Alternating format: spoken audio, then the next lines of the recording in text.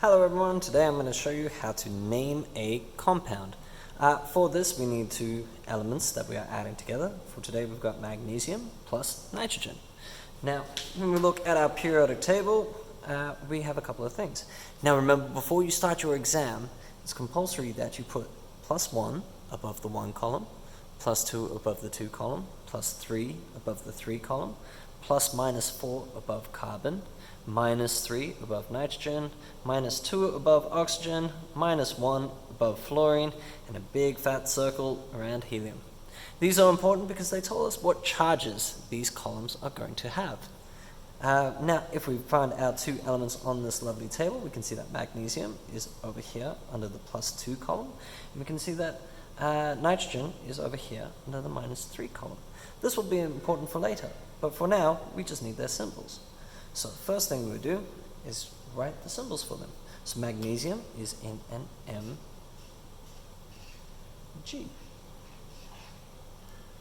And we're going to add magnesium to nitrogen, capital N. Now when we add these two together, we actually end up changing the ending for nitrogen. The ending for nitrogen does actually result in the fusing of these two compounds. The ending for this will have an "ide" ending. So instead of having nitrogen, we'd actually end up with nitride.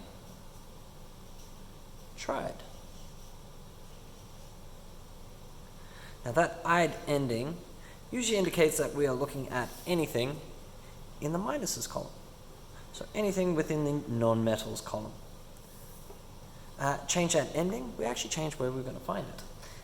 For instance, other endings that you might have could be 8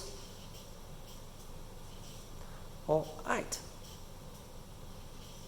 These endings are usually going to be found outside of my periodic table and actually mean that they have combined with another element, meaning they have a polyatomic ion. So they have more than one element attached to them. These will actually be in a completely separate table available for you, probably alongside the periodic table in your exam. I would look there first if you have anything that has an 8 ending or an 8 ending. But for now we have an "ide" ending. That's because we've only got one element that's being added to. So I've got magnesium, one element, plus nitrogen, one element, and together they're making magnesium nitride. Now, if we're looking at the symbols for this, it's magnesium, Mg, plus nitrogen, capital N. But what we do have to do is have another look at our charges for this, because magnesium is in my +2 column. So for that, we've got to give it a +2 charge. And if we go look at nitrogen, nitrogen is in my -3 column. So we put a -3 charge. Now this is very important for this next step, because what we want to do is we want to find out how much of each is going to be in this compound. So for instance, magnesium might have a different value than nitrogen. And what value that is very simple. In fact, it doesn't even require you to think. We're going to take a lazy approach, and we're going to take that number, completely ignore the pluses and the minuses, and shift that number down there. This is called the swap method. We're then going to take that number, once again ignoring the minus, and put it down the bottom there. Which means I should end up with a 3 down here and a 2 down here. Now this is important because it tells us how many of each we need. For instance, I now have 3 magnesiums. So if I put Mg, Mg, Mg, and I have 2 nitrogens, N and an N. This 3 means I have 3 lots of +2 for a total of +6, and I have 2 lots of -3 for a total of -6. +6 minus 6 equals that wonderful 0 that we want to see. It means that this is now a balanced bonding. It means that we have the exact amount of each one we need. Try this again.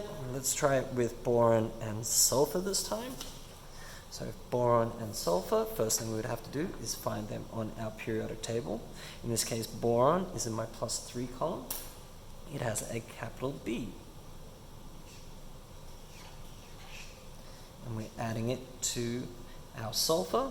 Sulfur is in my -2 column. It is a capital S. Go straight to the charges.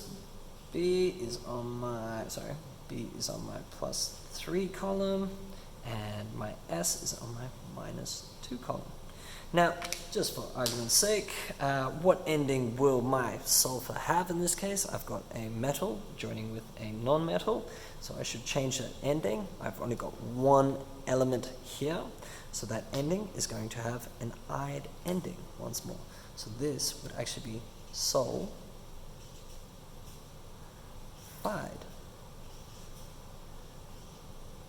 Now, depending on where you are in the world, it could have a pH or it could have an F. Both are correct. Next steps, what we will find is that we've got to do the swap method. So we're going to take that charge, ignore the plus, shift it down to the bottom. Take that charge, ignore the minus, take it down to the bottom.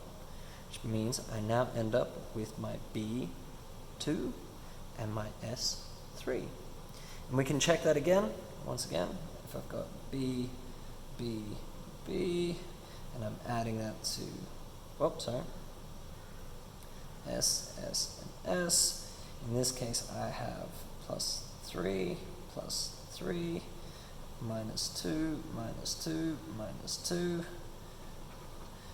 Draw that out, that makes a +6 charge. Count that out, makes a -6 charge, +6 - 6 makes a perfect 0.